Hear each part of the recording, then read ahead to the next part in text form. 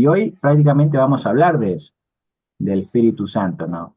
Ahora, si yo les pregunto a ustedes, eh, a todos los que están aquí presentes, ¿no? Por ahí yo lo pregunto al azar, veo aquí a alguien, digo, hermano Rodrigo Laje, ¿qué usted entiende del Espíritu Santo? O sea, ¿qué conoce usted del Espíritu Santo? No hay problema si no tenemos todo un tema a profundidad, pero sí conceptos por ahí que uno pueda haber captado a través del estudio, ¿no? Hermano Rodrigo Laje, ¿qué usted entiende sobre el Espíritu Santo? ¿Qué nos puede compartir? Escucha, hermano. Amén. ¿Aló? ¿Sí? Ya. Bueno, hermano, el Espíritu Santo es una de las, es Dios, es una de las terceras personas de la Trinidad. El Espíritu Santo viene a ser parte, viene a morar en el cristiano cuando uno acepta a Jesucristo como su Salvador. Es una guía para nosotros, es alguien que eh, nos guía, intercede por nosotros y nos da fuerza y poder para llevar esta vida cristiana. Eso es más o menos algo corto sobre el Espíritu Santo. Corto y claro, hermano, muy preciso en cosas puntuales que vamos a mencionar en esta noche y yo le felicito por eso. Entonces, algo que el hermano mencionó, ¿no? Que el Espíritu es parte de la Trinidad de Dios, ¿no? No es la tercera persona de la Trinidad. Entonces, eso no quiere decir que es alguien aparte, sino es alguien que está dentro de la misma Trinidad, ¿no? Si nosotros pudiéramos decir en palabras claras, el Espíritu Santo también es Dios.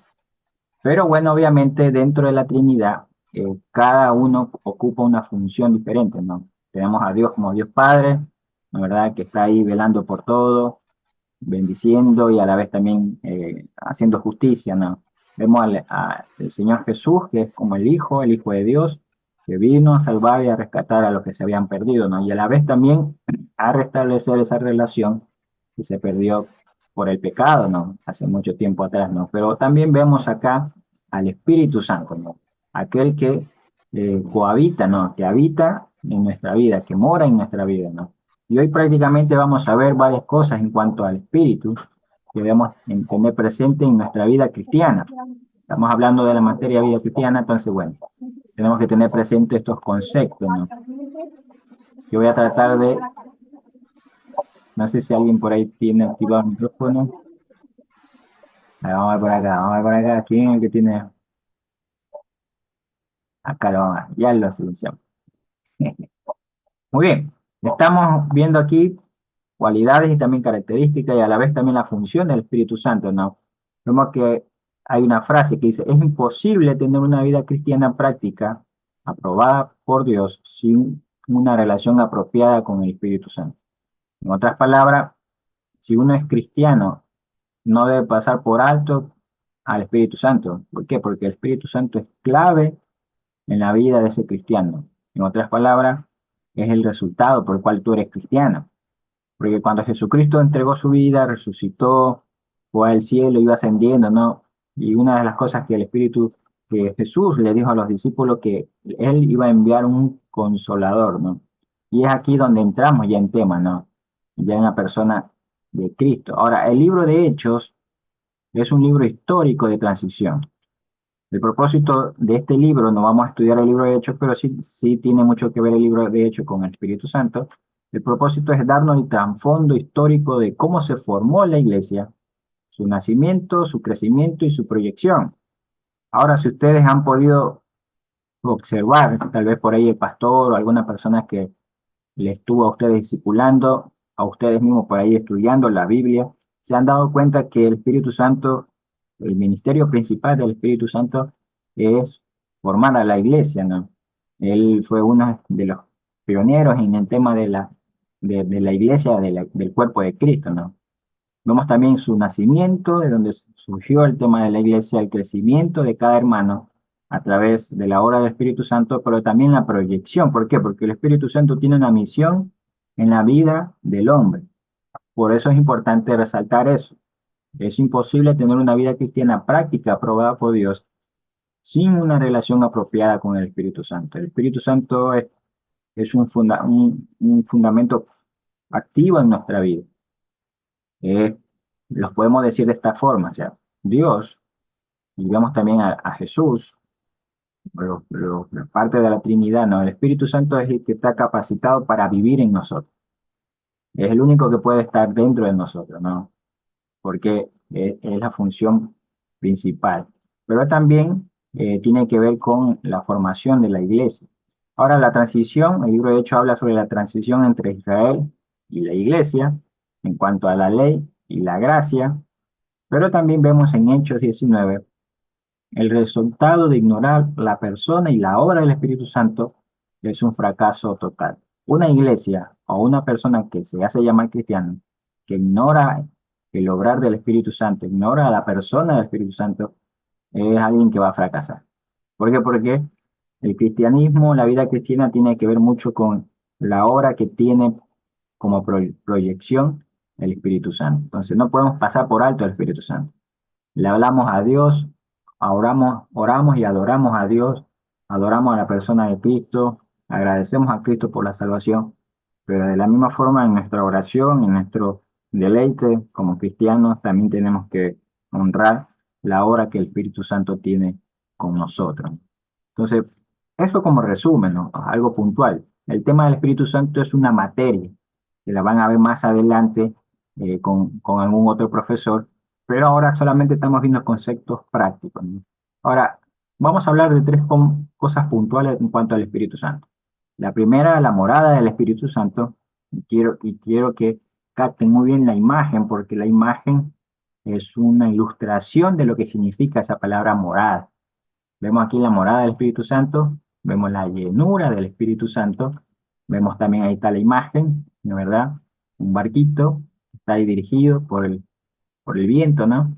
Pero también vemos el andar en el Espíritu Santo, que ya obviamente es el tercer tema de lo que vamos a hablar en cuanto al Espíritu Santo.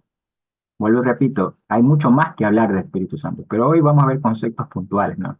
Y de los tres que están aquí, vamos a tocar dos, porque el andar en el Espíritu Santo es un poco más extenso y lo dejé para la otra clase. Bien, ahora yo les voy a preguntar acá a los hermanos que están presentes. Hermano José Valencia, lo veo bastante ahí animado, bien como yo quiero hablar, dice, está preparando igual. Hermano José Valencia, ¿qué usted entiende en cuanto a la morada del Espíritu Santo? Amén, hermano, bendición. En cuanto a la morada, esto nos da a entender sobre el lugar donde Él habita, donde Él vive. Eso, Muy bien, mi eso hermano, puede ser claro. muy bien, mi hermano. Gracias. Y bueno, y sí, tiene mucho que ver con lo que usted menciona, es el lugar donde él habita, donde él vive, ¿no? Y no, ¿verdad? Y eso nosotros lo debemos tener muy en claro, no se nos puede olvidar. Pero hoy vamos a ver en cuanto a este concepto, ¿no? Ahora miren la imagen. La imagen, ustedes notan, ¿no? Detrás de ese niño hay un hombre, ¿no? Que hace la figura de papá, ¿no? Y esa persona que está al lado del niño le está ayudando, ¿no? ¿A qué? A caminar. Pero también es el responsable de ayudarle a qué? A crecer. Pero también es el responsable de guiarlo a que él emprenda su propósito, ¿no? Que el niño aprenda a entender por qué vino a este mundo. Entonces, prácticamente es una ilustración, pero tiene que ver mucho con el concepto de la palabra morada, ¿no? Y vamos a ver acá, vemos acá un concepto puntual en cuanto a esto, dice la morada tiene que ver con la residencia permanente dentro de todo aquel que cree. Alguien que deposita su fe en Cristo, la Biblia, lo vimos en la clase anterior, dice que Dios nos sella con el Espíritu Santo.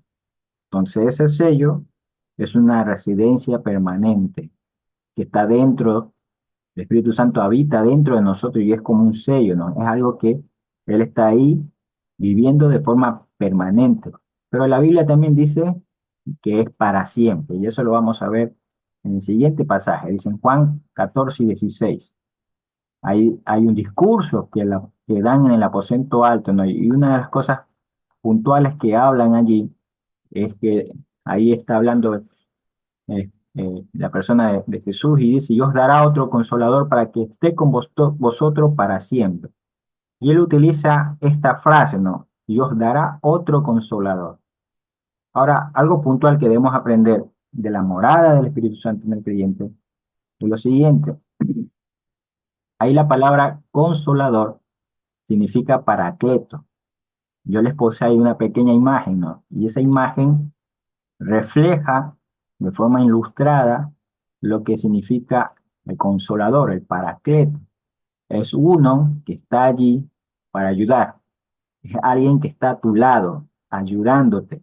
Y como nosotros veíamos en la imagen, este hombre le está ayudando al niño, ¿no? A caminar, pero es el responsable de ayudarle a crecer y a la vez también a obedecer, en este caso, los principios, los mandamientos de Dios, ¿no?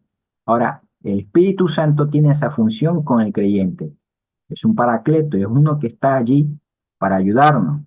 Y ahí se menciona también algo en cuanto a este concepto de consolador, es que es omnipresente, ¿no? Él está presente en todo tiempo, en todo momento, estando allí al lado nuestro. Ahora, algo más que debemos entender de la palabra paracleto, que tiene que ver con consolador, como veíamos, es alguien que está al lado ¿de quién está al lado? Del creyente, del que ha depositado la fe en Cristo, el que es hijo de Dios, en este caso nosotros los cristianos. Y kletos quiere decir que está allí a nuestro lado para ayudarnos. Ahora, abramos un poquito el concepto. No está diciendo que está al lado y que se va y viene, no. Nosotros vivimos el concepto de la palabra morada, ¿no? Es alguien que reside permanentemente dentro de nosotros en todo momento y para siempre.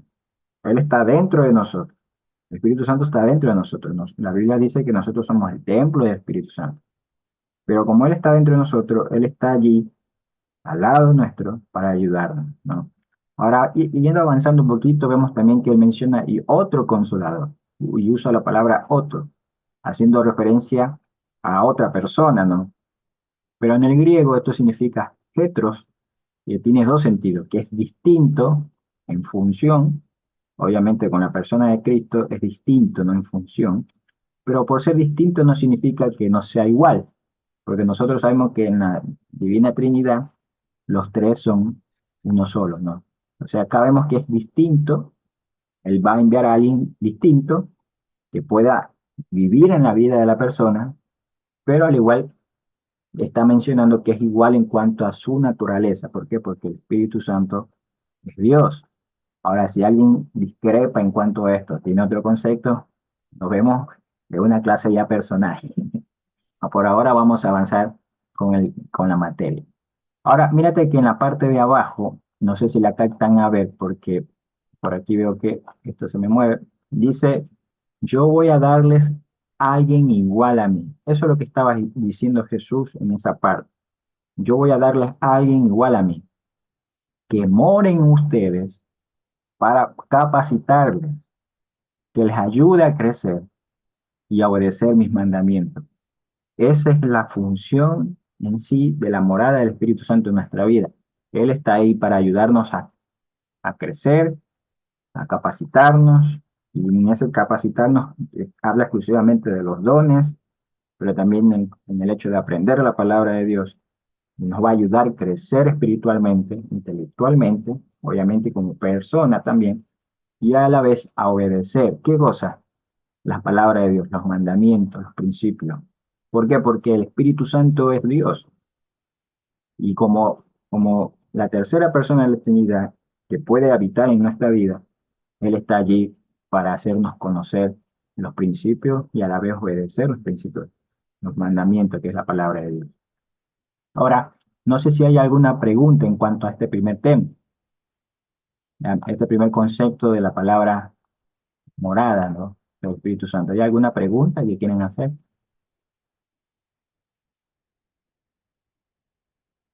¿No? Muy bien, entonces la tenemos clara. Entonces vamos a ir avanzando. Yo voy a mover acá. Bien. Ahora, algo que también veíamos en cuanto a la morada del Espíritu Santo, ahora lo que vamos a ver es la segunda imagen, que hace referencia a la segunda frase, la llenura del Espíritu Santo. Ahora, una cosa es morada Él habita en nosotros, está ahí dispuesto para ayudarnos, la verdad, a crecer, capacitarnos y obedecer la palabra de Dios. Pero otra cosa es la llenura del Espíritu Santo. Y yo puse acá una imagen, ¿no? La imagen de un barco que está en el mar y que está siendo impulsado, ¿no? Más allá que el mar lo mueve de un lado al otro, él está siendo impulsado, ¿por qué? Por el viento. Y el viento provoca en el barco un movimiento de dirigirse hacia un lugar. Entonces, ¿qué vamos a entender en cuanto a la llenura del Espíritu Santo? Y aquí quiero que abran bien, bien los oídos y los ojos también. Porque aquí en cuanto al tema de la llenura del Espíritu Santo, a veces hay ciertas creencias o malinterpretaciones, entonces podemos errar, ¿no? En el tema de la llenura. Pero ahora mira lo que dice Efesios capítulo 5 versículos 17 y 18. Ahí él está hablando el apóstol Pablo y él está diciendo lo siguiente: no os embriaguéis con vino en lo cual hay disolución, antes ser llenos del Espíritu Santo. ¿Por qué? Porque en el pueblo de Efesio, en la congregación en sí, había muchos creyentes que no eran judíos y otros que eran extranjeros. Entonces había como una pequeña confusión, disolución entre ellos, ¿no? Y tomaban el concepto del vino y lo tomaban y exageraban, ¿no?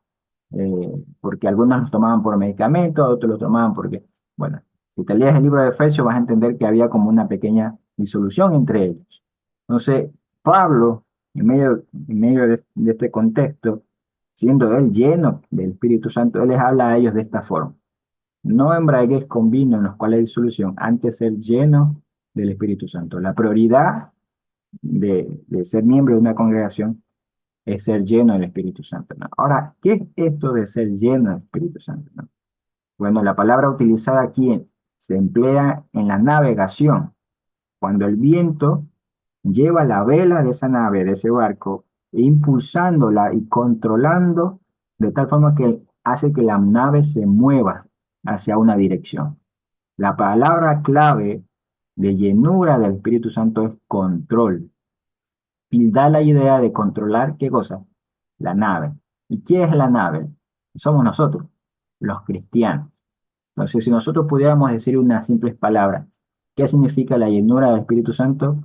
Es el control que toma el Espíritu Santo en la vida del creyente. La palabra llenura tiene que ver con control. No habla del concepto de llenar un vaso hasta el tope y listo, no. Habla de control, de tomar el control. Pero cuando nosotros hablamos de llenura, hablamos de control. Ahora mira, Dios no quiere llenar mi tanque de combustible, sino que quiere ser el piloto detrás del volante tomando el control. Esto tiene sentido, ¿sabes por qué? Porque hay muchos que consideran la llenura del Espíritu Santo como que nos llena un vaso, ¿no? Y yo puse aquí esta frase diciendo: Dios no quiere llenar mi tanque de combustible. ¿Por qué? Porque algunos consideran al Espíritu Santo como un combustible, algo que te genera poder, que te genera fuerza, ¿no? Y si tú piensas un poquito en el combustible, bueno, el combustible de un vehículo, ¿cuál es el propósito? Bueno, crear una combustión que genera unos pistones, y esos pistones, a medida que se mueven, van impulsando a qué vehículo, ¿no es verdad? Pero es la función que hace, ¿no? Impulsar al vehículo. Pero ¿quién es el que direcciona el vehículo? Sigue siendo el ser humano. Bueno, acá el concepto de llenura del Espíritu Santo no es algo que nos impulse y nosotros tomamos el control. El concepto de llenura del Espíritu Santo quiere decir que le damos el control a Dios. Entonces, no, llenarse del Espíritu Santo no es como el combustible, ¿eh? No es que estamos llenando un envase, ¿no? Es que le entregamos el control de nuestra vida y el volante de nuestra vida a Dios, en este caso al Espíritu Santo. Ahora, ser lleno, ahí en el versículo dice: ser lleno, está en modo imperativo. Tiene un continuo, indicando una progresión. Entonces quiere decir que es seguir siendo llenos. Ahí cuando Pablo hablaba, dice: antes ser lleno del Espíritu Santo es seguir siendo lleno. Es algo que está en constante, ¿eh? Va de forma progresiva y hay momentos que se detiene y hay momentos que vuelve a continuar. Es prácticamente lo que significa el ser lleno, ¿no? Estamos siendo controlados por el Espíritu Santo el consejo y la exhortación que da Pablo es que nosotros seamos que sigamos siendo controlados por el Espíritu Santo. ¿Por qué es importante mencionar esto? Porque más adelante vamos a ver qué detiene la llenura del Espíritu Santo en la vida de un creyente. ¿Qué detiene? ¿No? Y eso lo vamos a ver más adelante. Ahora, mírate que esto es lo opuesto al vino. Y aquí es donde entra el tema del vino, ¿no? Dice, el efecto que provoca el alcohol en nuestra vida es que controla nuestro andar y la manera de actuar. No sé si ustedes han tenido la experiencia de ver una persona embriagada o una persona borracha, como hablamos normalmente. Es una persona que no controla su forma de andar, su forma de pensar, y el alcohol lo lleva a la perdición, ¿no? Y no es el concepto de ser lleno del Espíritu Santo, porque el Espíritu Santo sí nos controla, no hace que nosotros andemos y hagamos lo que bien nos parezca, ¿no? Y a veces alguien que está llena de alcohol, una persona embriagada, es una persona que no tiene sentido de lo que está haciendo. No se acuerda, el siguiente día no se acuerda. Y la llenura del Espíritu Santo no obra de esa forma, no obra de esa forma. Muy bien, vamos a seguir aprendiendo en cuanto a la llenura. Ahora, ¿qué más podemos conocer en cuanto a la llenura del Espíritu Santo? Bueno, ya sabemos que significa que controlar, ¿no? La vida del creyente. Ahora, debemos dejar en claro que la idea del control no anula la voluntad ni la personalidad del creyente. Todo lo que estamos viendo ahora está en el manual que ustedes tienen, el PDF del alumno. Ahora, nosotros tenemos que tener algo en claro. El ser lleno del Espíritu Santo no significa que Dios pasa por alto nuestra voluntad y nuestra personalidad. No significa eso, ¿no? Algo también puntual, no es correcto creer en el extremo de que el Espíritu Santo es como el control remoto, que controla a una persona sin que ésta sepa lo que pasa. Tampoco es un concepto claro en cuanto a la llenura. Tampoco es correcto ni bíblico que la persona controlada por el Espíritu Santo pierda el control de sí misma para balbucear lenguas que no conoce, caer al piso y remolinear. Perdón si lo digo de esta forma, ¿no? Porque a veces se malinterpreta esto de la llenura del Espíritu Santo. Entonces, no es correcto ni bíblico pensar que la persona que es controlada por el Espíritu Santo balbucea un lenguaje o cae al piso o da vueltas y hace cosas prácticamente como un espectáculo, un show, ¿no? Entonces, no es el concepto de control del Espíritu Santo, ¿no? Antes bien, el creyente maduro con el fruto del Espíritu Santo en su vida, debe tener templanza y dominio propio. Recuerden que ahí en Gálatas capítulo 5, 23 y en Proverbios 16, 32, habla en cuanto al fruto del Espíritu Santo. Y una persona que es cristiana tiene las bendiciones espirituales de tener al Espíritu Santo en su vida. Y nosotros sabemos que parte de los frutos del Espíritu Santo es que se manifiesta en nosotros. ¿En qué sentido?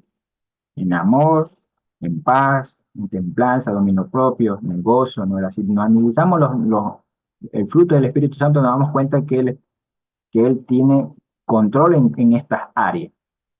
Y alguien que es controlado por el Espíritu Santo es maduro y tiene templanza y tiene dominio propio. Por eso puedo decir que no es alguien que se cae al piso y da vuelta, porque eso no es un fruto del Espíritu Santo.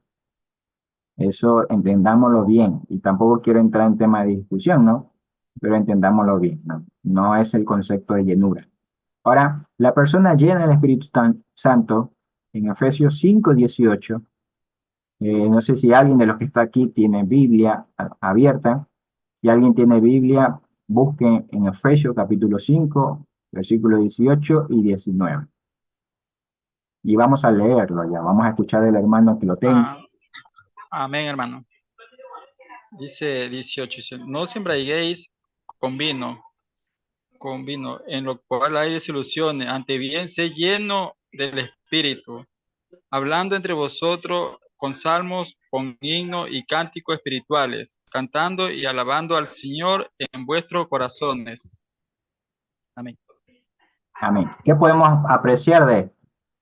La persona que es llena del Espíritu Santo, que es controlada por el Espíritu Santo, se va a manifestar en qué sentido. Es alguien que canta al Señor con lucidez y equilibrio, consciente de lo que hace. Eso es una forma de manifestación de la llenura del Espíritu Santo. Es alguien que adora a Dios, que obra ante Dios, consciente, con lucidez y con equilibrio, ¿no?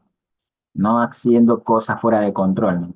Y a la vez, según Efesios 5:19 dice, y se someterá a las demás de acuerdo a la cadena de sujeción de la voluntad de Dios. Es una persona que se somete, ¿no? Que se sujeta a quién? A la autoridad que es Dios, pero también a la autoridad que Dios pone por delante de esa persona. Entonces, alguien que manifiesta llenura del Espíritu Santo tiene estas conductas. Y eso es importante resaltar porque eh, así nosotros no malinterpretamos, ¿no? Y a veces cuando malinterpretamos, nos quedamos con el concepto y decimos, si eso no me pasa a mí, es porque tal vez no soy lleno del Espíritu Santo, ¿no? Y si no me caigo al piso, si no hago tal cosa, si no me muevo de tal forma, eh, no, entonces no significa que no soy lleno del Espíritu Santo y nada que ver, porque la palabra de Dios es clara y ella no se contradice, ¿no? La persona que es llena por el Espíritu Santo tiene lucidez, hace las cosas con equilibrio, se somete a la autoridad. Vimos también que es una persona que demuestra madurez, templanza, control de sí mismo. Entonces, es importante tener esos conceptos bien en claro. No sé si hay alguna pregunta aquí para continuar la tercera parte. ¿No? Ustedes son chéverísimos, ustedes se la saben, han aprendido bastante bien, bastante bien. Han tenido buenos maestros en su vida de cristiano, eso me alegra mucho. Muy bien, vamos a ir viendo algo puntual en cuanto a la llenura del Espíritu Santo. Dice, la cobardía es una señal de que uno no está lleno del Espíritu Santo. Ahora, ojo, ¿de qué cobardía está hablando? No está hablando obviamente de cosas que están fuera de lugar, no. Por ejemplo, para testificar, uno no puede ser controlado por el temor y por el Espíritu Santo al mismo tiempo. La persona que es llena del Espíritu Santo, eh, el Espíritu Santo en su vida le da valor y coraje para poder hablar a otras personas de Jesucristo. En Juan 16, del 8 al 13, ahí habla en cuanto eh, lo que provoca el Espíritu Santo en la vida de la persona que está escuchando el mensaje. Él nos da a nosotros el valor y el coraje para predicar el Evangelio. Esa es la llenura del Espíritu Santo. Nos controla de tal forma que nos da el valor y a la vez el coraje también para hablarle a las otras personas de Cristo. Pero a la misma vez, él, según Juan 16, versículo 8 al 13, dice que convence a esa persona de justicia, de juicio y de pecado. Entonces ahí tú te das cuenta que el Espíritu Santo tiene en verdad un ministerio con nosotros.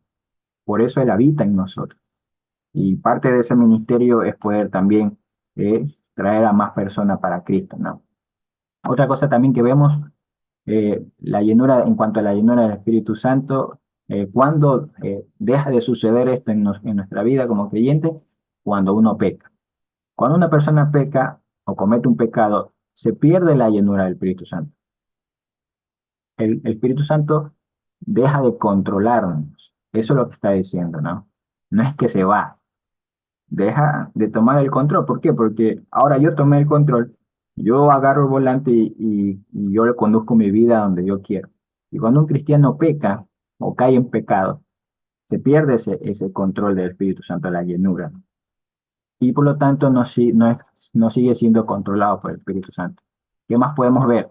Para recalcar este término de navegación, porque veíamos que el verbo ahí está en modo imperativo, ser lleno, está en modo imperativo y tiene el presente progresivo, o sea que es algo constante, indica una continuidad y una repetición y una constancia. Ese concepto de ser lleno por el Espíritu Santo quiere decir que nosotros debemos seguir siendo llenos y controlados por el Espíritu Santo. Pero una persona que cae en pecado, esa conexión de control que tiene el Espíritu Santo sobre nosotros se pierde. Pero no significa que el Espíritu se va, porque Él vive en nosotros y es permanente. Pero sí, nosotros le quitamos el mando a Él, el control. Y ahí es cuando no sé, dejarte un ejemplo claro, ¿no? Por ejemplo, cuando nos encontramos en una situación que compete ya de una respuesta de nosotros, ¿no? Por ejemplo, alguien nos falta respeto, se quiere sobrepasar con nosotros, y una persona que le da lugar en su mente a las malas palabras, a ser igual que el otro, le quita el control del Espíritu Santo. Y eso sucede cuando pecamos. En vez de responder con madurez, en vez de responder sabiamente, respondemos mal, insultamos, le queremos pegar al otro, entonces ahí le estamos quitando el control. Y eso se manifiesta en la vida de una persona creyente. ¿Por qué? Porque aún seguimos teniendo nuestra naturaleza, ¿no? Nuestra naturaleza pecaminosa. Para seguir siendo llenos o controlados por el Espíritu Santo, vamos a ver unos ejemplos. Y aquí voy a pedirles a los que están aquí presentes que cada uno de los que están aquí busque un versículo. Le voy a pedir al hermano José Valencia, Lucas capítulo 5, 26, al hermano Rodrigo Laje, Isaías 51, 20, al hermano Leonardo Aguirre, Salmo 73, 21, al hermano Jesús Riera, Segunda de Crónica 30, 15, al hermano José Aguirre, no sé si ya lo mencioné, ¿no? Bueno, Romanos 1, 29, y el hermano Pedro Amén, hermano. Bajaño, que también se encuentra por aquí, Esther 3:5. Bueno, aquí vamos a ver algunos ejemplos de ser controlados o llenos por el Espíritu Santo, ¿no? Pero en cuestiones de cosas que no están bien, ¿no? Para entender un poquito el significado. Así que ya en quien encontró Lucas 5:29 lo puede leer. Amén. Dice así, y todos, sobrecogidos de asombro, glorificaban a Dios, y llenos de temor decían, hoy hemos visto maravillas. ¿Verdad? ¿Quién tiene Isaías 51:20?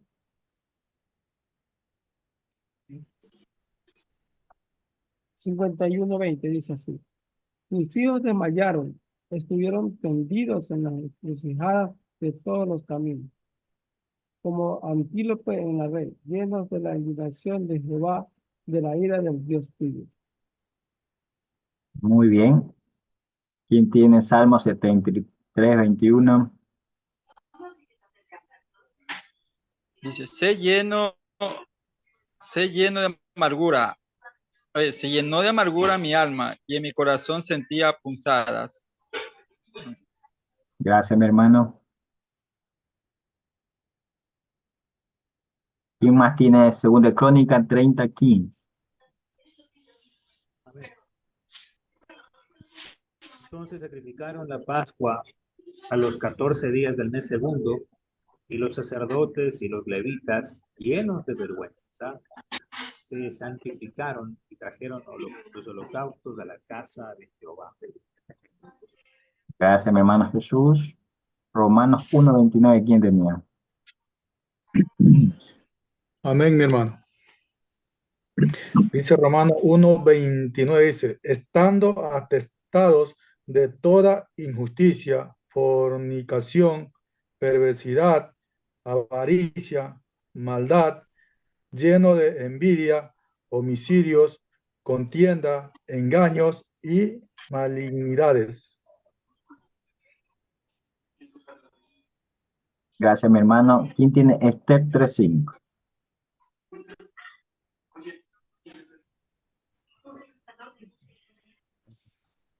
Hermano, Dios le bendiga. Dios le bendiga. Esther 3:5 dice, y vio Amán que Mardoqueo ni se arrodillaba ni se humillaba delante de él, y se llenó de ira. Muy bien. Gracias, mi hermano.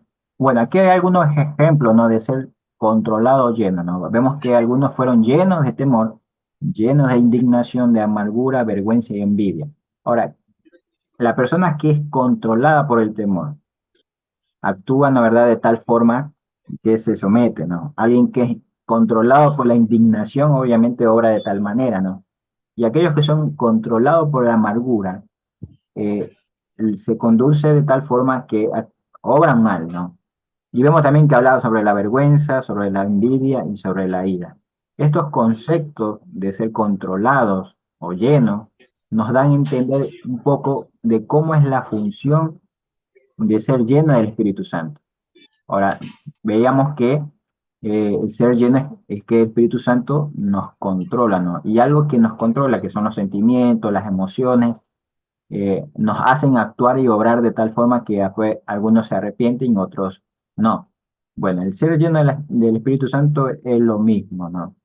De la misma forma tengo que dejar que el Espíritu Santo controle o maneje mi vida, así como esas emociones, como esos sentimientos que pueden llegar a controlar nuestra vida y de buena manera o de mal manera. De la misma forma el Espíritu Santo tiene que tener ese efecto en nuestra vida. Cuando somos llenos y somos controlados por el Espíritu Santo, debemos actuar de esa misma forma, ¿no?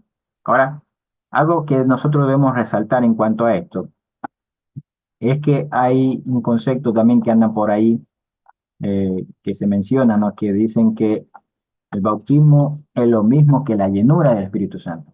Ahora, el bautismo del Espíritu Santo no es lo mismo que la llenura del Espíritu Santo. Y eso lo vamos a ver puntualmente en varias cosas. En primer lugar, el bautismo del Espíritu ocurre una sola vez en la vida de cada creyente. ¿Cuándo ocurre? Cuando uno pone su fe en Cristo, nosotros entendemos que somos, ese bautismo del Espíritu Santo es este concepto, que yo muero en Cristo, muero a mi viejo hombre, acepto a Cristo y resucito con él, ¿no? Y ese bautismo que es en el Espíritu Santo ocurre una sola vez en la vida de un creyente que deposita su fe en Cristo. Ahora, en cuanto a la llenura del Espíritu Santo, es una experiencia que se repite. ¿Por qué? Porque no significa que una persona que es cristiana eh, esté lleno del Espíritu Santo y si fuera así, fuera amén, por eso, ¿no? Toda su vida se va a conducir de esa forma, ¿no? Pero es una experiencia que se repite porque a veces el pecado interrumpe esa llenura, ese control. Entonces es una experiencia que se repite. Otra cosa más que lo podemos ver en cuanto al bautismo, a diferencia de la llenura, es que es una experiencia de todo creyente. Todos los creyentes que nacen por primera vez en la fe de Cristo, o sea, como somos una nueva criatura, tenemos esa experiencia. Lamentablemente en la llenura del Espíritu Santo no necesariamente todos experimentan eso. No todos son llenos del Espíritu Santo. No todos los creyentes son controlados por el Espíritu Santo. Ahora, el bautismo en el Espíritu Santo no se puede deshacer. ¿Por qué? Porque ese bautismo en el Espíritu Santo es el sello que Dios pone en nosotros al recibir a Cristo. Entonces, eso no se puede deshacer, no se puede romper. La llenura del Espíritu Santo se puede perder por causa del pecado. Ahora, otra cosa puntual es que el bautismo resulta en una posición. En el momento que creemos, allí somos bautizados en el Espíritu Santo y es algo que tiene un inicio, ¿no? Y obviamente no termina nunca, ¿no? Pero la llenura del Espíritu Santo resulta en cuanto al poder del Espíritu.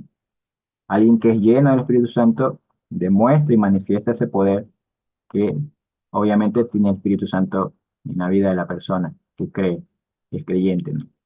El bautismo, algo más que podemos rescatar, ocurre cuando creemos en Cristo, eso ya lo sabemos. La llenura del Espíritu Santo ocurre a través de la vida cristiana. Es algo que se repite, es algo que es constante, que se debe mantener de esa forma. Pero algo puntual en cuanto al bautismo del Espíritu Santo es que no hay ningún requisito previo, a excepción de la fe en Cristo. Todo aquel que pone su fe en Cristo es bautizado en el Espíritu Santo. Pero más allá de eso, no hay más requisitos. No es que tienes que esperar la unción, no es que tienes que, no sé qué, subir a tal nivel, tener tanto, no. Alguien que bautizado en el Espíritu Santo es algo inmediato que sucede en el momento que depositamos nuestra fe en Cristo. Pero la llenura del Espíritu Santo depende de la santidad y la sumisión que tiene el creyente. De eso depende la llenura del Espíritu Santo. Si tú quieres ser controlado por el Espíritu Santo, tienes que vivir una vida en santidad y en sumisión a Dios, que en este caso que es nuestro Señor y Salvador. Ahora, no sé si en cuanto a esto hay algo que ustedes tengan por ahí que quieran preguntar, sino para ir terminando ya, porque ya vamos a ir a la parte final y así vamos a ir avanzando. Algo que por ahí tengan curiosidad o quieran saber, o por ahí algo no les quedó claro, ¿no? Bueno, estos dos cuadros hablan de la diferencia, ¿no? En cuanto al bautismo del Espíritu Santo, en cuanto a la llenura del Espíritu Santo, no es lo mismo. Son cosas diferentes, ¿no? Pero todos tienen su efecto en la vida del creyente, ¿no? Ahora, si no hay preguntas, vamos a avanzar a lo siguiente. Bueno, una preguntita. Dígame, Eh, hermano. Juan el Bautista, en la Biblia leemos que eh, eh, cuando estaba en el vientre de su madre, él fue lleno del Espíritu Santo. Sí, sí, se acuerda de esa parte, que decía que eh, estaba Elizabeth, porque era la madre, sí, estaba llena del Espíritu Santo. Esa experiencia no me queda un poco claro cómo ahí fue lleno. Ya, nosotros debemos entender algo que, por eso cuando hablamos del libro de transición, de Hechos, ¿no? Ahí habla del obrar del Espíritu Santo de dos formas. En cuanto a la ley, en el tiempo de los judíos, ¿no? Del Israel, pueblo de Israel. Y en cuanto a la gracia, en el tiempo de la iglesia, ¿no? La diferencia entre ambos es que el Espíritu Santo se manifestaba de una forma por algún propósito en el Antiguo Testamento. Por ejemplo, el ejemplo de Sansón. Él tenía ciertos requisitos, ¿no? Para manifestar el obrar y el poder del Espíritu Santo en él, que era mantenerse el cabello largo, no embriagarse de vino y mantenerse dentro de su cultura, ¿no?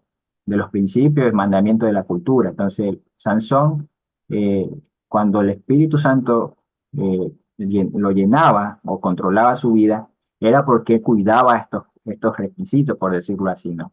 Lo mismo sucedía con las mujeres en este entonces, ¿no? Tanto de María y como la madre de Juan el Bautista, ¿no? Ellas, el Espíritu Santo se manifestó en ellas de una forma específica porque Dios tenía un propósito con esos embarazos, ¿no? Juan el Bautista era el que iba a abrir camino a aquel que venía, que era el Salvador. Entonces, Juan el Bautista tuvo una función, un propósito. Y en este caso el Espíritu Santo se manifestó de esa forma. La diferencia del Espíritu Santo en la forma de obrar de ese tiempo con el tiempo de ahora, después de Cristo, que cuando Cristo va subiendo, Él dice, yo mandaré a un consolador, alguien que es diferente que mí, pero es igual en esencia, en naturaleza, ¿no? Y ahí habla del Espíritu Santo, que es el Paracleto. Entonces, la diferencia de esa época con la época de ahora es que el Espíritu Santo habita en nosotros y ya no se va. Obviamente, más adelante vamos a ver algo que también menciona en cuanto al Espíritu Santo que dice que no lo apaguemos, que no lo entretengamos, ¿no? Porque eso ya es un deber nuestro, ¿no? Pero en la época, en lo que preguntaba el hermano Rodrigo, ahí sí se manifestó el Espíritu Santo en la vida de esas mujeres porque tenía un propósito, ¿no?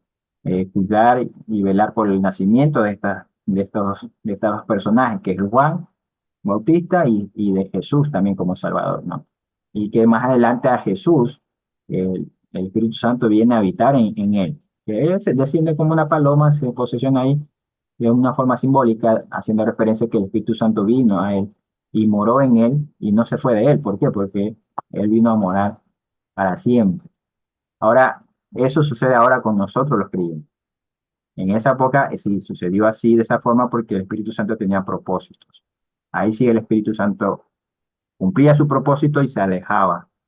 ¿Por qué? Porque el que venía a dar el mandato de que va a venir el Espíritu Santo a habitar con nosotros era la persona de Jesús. Entonces el Espíritu Santo no podía morar en la vida de una persona para siempre.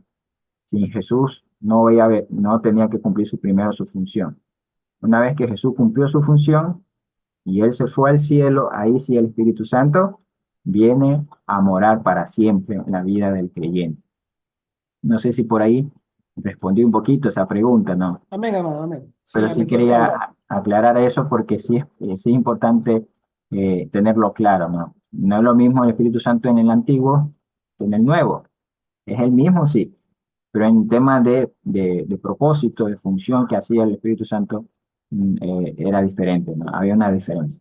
Ahora mírate que en Efesios capítulo 5 versículo 19 dice, hablando entre vosotros con salmos, con himnos, con cánticos espirituales, cantando y alabando al Señor en vuestro corazón. ¿Quiénes hacían esto? los cristianos, los creyentes, aquellos que eran llenos del Espíritu Santo. Era una forma de manifestar, ¿qué cosa? Que tenían la llenura del Espíritu Santo. Ahora, una persona que tiene una vida de alabanza es alguien que manifiesta esa llenura del Espíritu Santo en su persona. ¿Por qué? Porque están constantemente en conexión con su Señor y Salvador y lo recuerdan, ¿no? Alguien que está constantemente es agradecido con todo lo que, cada vez que ora, cada vez que tiene que hablar con alguien, siempre está en constante alegría, siendo agradecido. Es alguien que manifiesta también llenura del Espíritu Santo. Alguien que está en sumisión los unos de los otros, ¿no? Siempre respetando la autoridad, no hablando a la espalda de alguien, no menospreciando a nadie. Alguien que está ahí en esta sumisión es alguien que manifiesta también llenura del Espíritu Santo. Pero también las personas que están sujetas, ¿no? Y aquí la Biblia habla en cuanto a las casadas, ¿no? Las casadas a sus maridos, los esposos a Cristo, los hijos a sus padres en obediencia. Estas cualidades, estas características, habla también de la llenura del Espíritu Santo. Pero una vida de servicio y entrega es una forma también de manifestar que esa persona está siendo controlada por el Espíritu Santo. Y por último, también vemos una vida en santidad y sumisión a Cristo. Ahora, estas son algunas de las manifestaciones de la llenura del Espíritu Santo. Hay más. Y este es un tema que es bastante extenso. Pero lo resumí de esta forma, ¿no? Pero algo puntual que quiero mencionarles para ir terminando en cuanto a esto. Primero les voy a tomar una prueba. Una prueba cortita, ¿no? El que quiera participar, no se sienta mal aquel que no lo puede hacer, ¿no? Pero, ¿qué vimos en primer lugar con esta imagen? ¿Quién me puede dar un resumen cortito así de lo que A ver, hermano, de esta lo que imagen? vimos en esa imagen ¿Ya? era la representación de este niño y el padre, si se puede decir. Era la representación de una guía, de alguien que está respaldándolo, está guiándolo, lo está sosteniendo. Si es que va a caerse, lo está sosteniendo, está pendiente. Eso es lo que representaba al inicio esta imagen. Gracias, mi hermano Jesús, de verdad. Esta imagen habla en cuanto a la morada del Espíritu Santo, ¿no? Es aquel que está ahí presente, al lado tuyo, ayudándote a crecer, a capacitarte, a descubrir tus dones, tus talentos, a instruirte en la palabra del Señor y a direccionar tu vida al propósito de Dios. Prácticamente es como una figura de un padre, ¿no? Pero nosotros sabemos que Dios es nuestro Padre, Jesús es nuestro Salvador, y el Espíritu Santo es aquel que cumple un ministerio en nosotros en relación a lo que es la Trinidad. Entonces, esto hablamos en cuanto a la morada, ¿no? Ahora, otra persona que me puede decir qué aprendió de esta imagen, de qué hablamos en cuanto a esta imagen.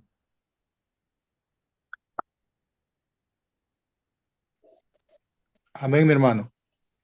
Esa imagen vemos un barco, ¿no verdad? En el mar. Y ahí representa el Espíritu Santo, es el viento que lo guía a su destino, ¿no verdad? Pero yo siempre he dicho, he tenido esa enseñanza que para que el Espíritu Santo nos guíe, siempre hay que levantar nuestra mano hacia arriba, estar siempre en oración, en comunión con Dios.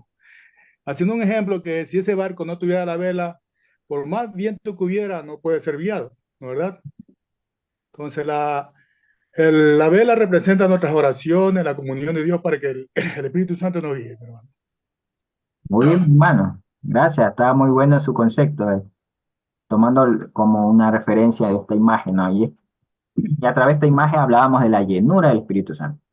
Y se queda por entendido y claro, y espero que ya no haya más conceptos raros por ahí, que la llenura del Espíritu Santo es que Él toma el control, ¿no verdad?, de nuestra vida y la dirige. ¿A qué? Hacia el propósito de Dios. Eso es la llenura del Espíritu Santo. Toma el control de nuestra vida y nos dirige hacia el propósito de Dios. Y parte del propósito de Dios es que nosotros hablemos a otro de Cristo, que sirvamos en la iglesia, que le sirvamos a la comunidad, el lugar donde estemos, todo lo que prácticamente Jesús hacía, ¿no? Se dedicaba su vida por la necesidad de aquel que estaba perdido. Entonces, alguien que es lleno, controlado por el Espíritu Santo, cumple el propósito de Dios en esta tierra. Pero ahora, ya que hemos hablado en cuanto a esto, ¿cuáles son los requisitos para ser lleno del Espíritu Santo? Y el hermano mencionó algo puntual, la comunión. Muy bien, la comunión es un medio, es la herramienta que nosotros tenemos a través de la oración de poder estar en comunión con nuestro Padre Celestial y nuestro Salvador, ¿no? Pero dentro de esto hay unos requisitos, ¿no? Para ser lleno del Espíritu Santo. Y el primero es la santidad. Y ahí vemos en Efesios 4:30, y dice, y no contristéis al Espíritu Santo de Dios, con el cual fuisteis sellados para el día de la redención. La santidad es un requisito para ser lleno del Espíritu Santo, para ser controlado por el Espíritu Santo. Alguien que eh, entristece al Espíritu Santo, ahí la palabra contristar quiere decir causar dolor al obligar al Espíritu Santo a cohabitar con el pecado en nosotros. Alguien que vive en pecado no está en santidad y por tanto no es controlado por el Espíritu Santo, no es lleno del Espíritu Santo. Entonces un requisito para ser lleno del Espíritu Santo es vivir en santidad.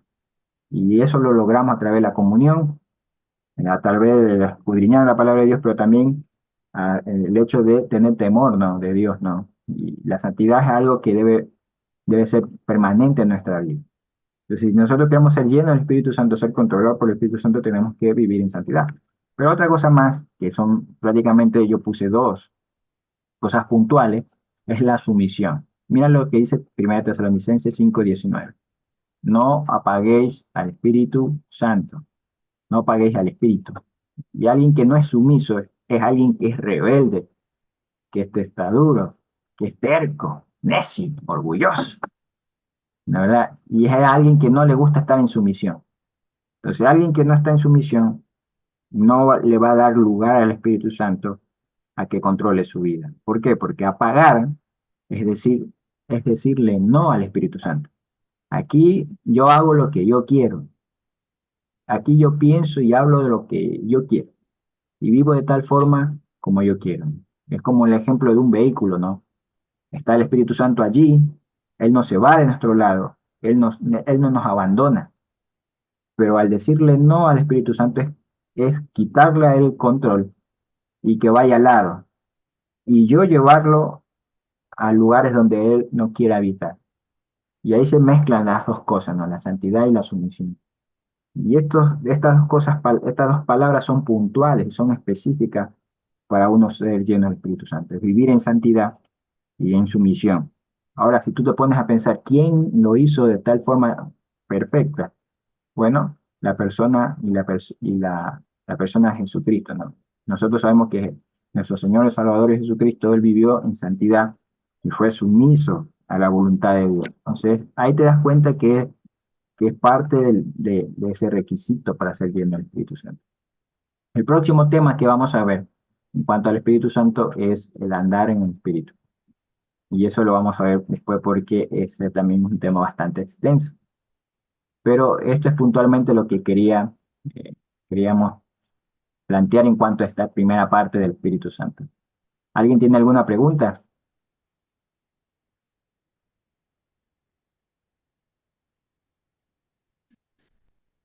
¿No? Bueno, espero que le haya quedado claro el tema de hoy. Y si no, puedan leer sus apuntes.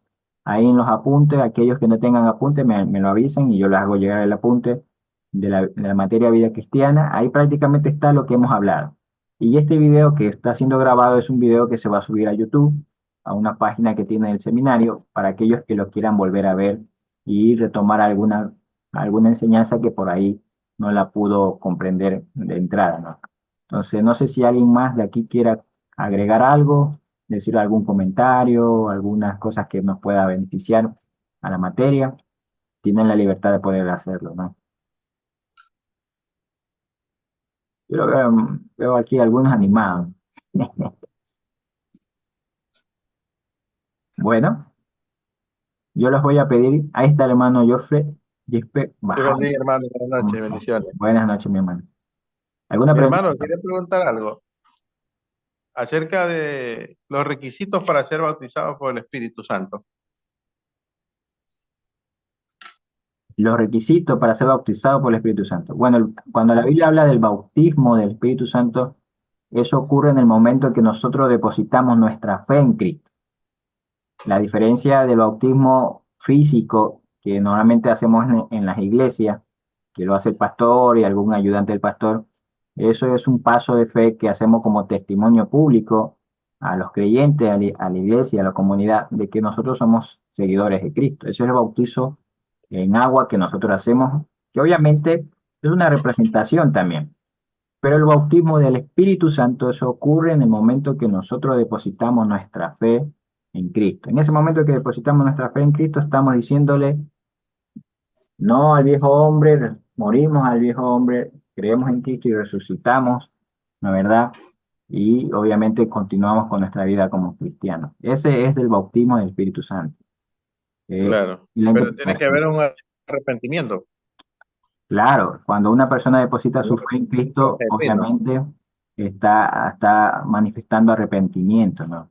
Y eso es algo que puntualmente hace Claro, la persona. Ujú. exacto. Ah, eso que tenía Muy bien, mi pregunta. hermano. Así que si usted depositó su fe en Cristo, manifestó arrepentimiento, Amén. aceptó a Cristo y en ese momento fue bautizado por el Espíritu Santo. Ya lo, Amén. Sí, yo sí experimenté el bautismo cuando vine a los pies de Cristo.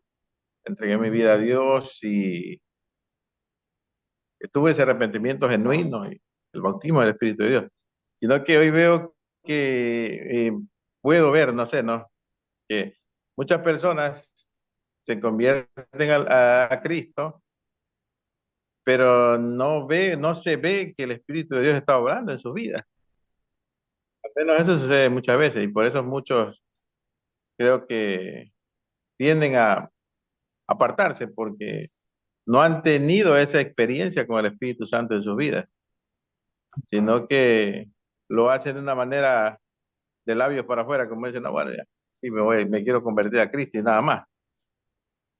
Y yo pienso que es algo genuino, el bautismo del Espíritu Santo, como usted está enseñando, que una sola vez en la vida, en la cual esa experiencia lo lleva a usted a transformar su vida, porque mi vida pasada también era una vida desordenada, y gracias a Dios comencé a cambiar mi vida, Dios comenzó a transformar mi vida y hasta ahora nunca he dado un paso atrás y sigo adelante, gracias a Dios. gracias, mi hermano Joffre. Esa era la inquietud. Algo puntual que decía el hermano Joffre, bueno, él tiene razón en algo, ¿no? Y hay muchos creyentes que manifiestan de boca, ¿no? Haber recibido a Cristo, pero en su vida no lo demuestran, ¿no? Y bueno, aquí pueden haber dos cosas, ¿no? Dos cosas puntuales. La primera, eh, el tema del discipulado. No sé si usted se recuerda en Mateo 28, cuando Jesús les dijo a los discípulos, ir y hacer discípulos, ¿no? Algo que él menciona allí de discípulo es enseñarles a qué cosas, que guarden todas las cosas que yo he mandado. Y eso es doctrina, la Biblia, lo que la Biblia habla, ¿no? Jesús le está diciendo, enseñen la palabra de Dios. Y a veces las iglesias, por decirlo así, no, fallamos, incluyéndome, fallamos cuando alguien viene a Cristo y no lo discipulamos, porque cuando no lo discipulamos no le estamos enseñando el manual de vida que tenemos, que es la Biblia, ¿no? Y obviamente esa persona no va a manifestar cambios porque no se le enseña, ¿no? Por eso que Jesús dijo, ir a ser discípulos enseñándolos, bautizándolos en el nombre del Padre, Espíritu Santo, y Él da la promesa que estará con nosotros hasta el fin del mundo, ¿no? Pero es importante la enseñanza, el discipulado. Ahora, el otro concepto que mencionaba es que, bueno, aparte del discipulado, a veces la persona que no manifiesta cambio en su vida, no lo digo de una forma como que es así, punto, ¿no? Pero a veces porque tal vez solamente creyó nomás de vista, ¿no? Y no hay una fe genuina, como usted mencionaba, un arrepentimiento genuino. Y eso hay mucho, mucho. Eso se ve mucho en las iglesias. Pues personas que llegan a la iglesia, que se congregan, pero que siguen viviendo como vivían en su vida antigua. Y puede ser que esa persona crea de forma religiosa, pero no es un creyente genuino. Entonces eso puede ser otro de las razones, ¿no? O puede ser que no hay discipulado y por eso no hay manifestación, pero sí creyó y sí se arrepintió de verdad.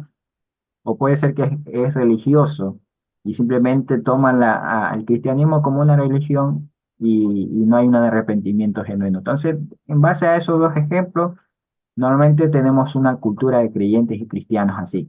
Entonces, por eso es importante el discipulado, porque a través del discipulado filtramos todo eso, discernimos todo eso y nos damos cuenta si esa persona en verdad es creyente o no. Bueno, vamos a terminar este tiempo y vamos a orar. Y le voy a pedir ahí al hermano, ¿dónde se me fue el hermano? Acá está, el hermano Leonardo Aguirre, que nos pueda despedir en oración.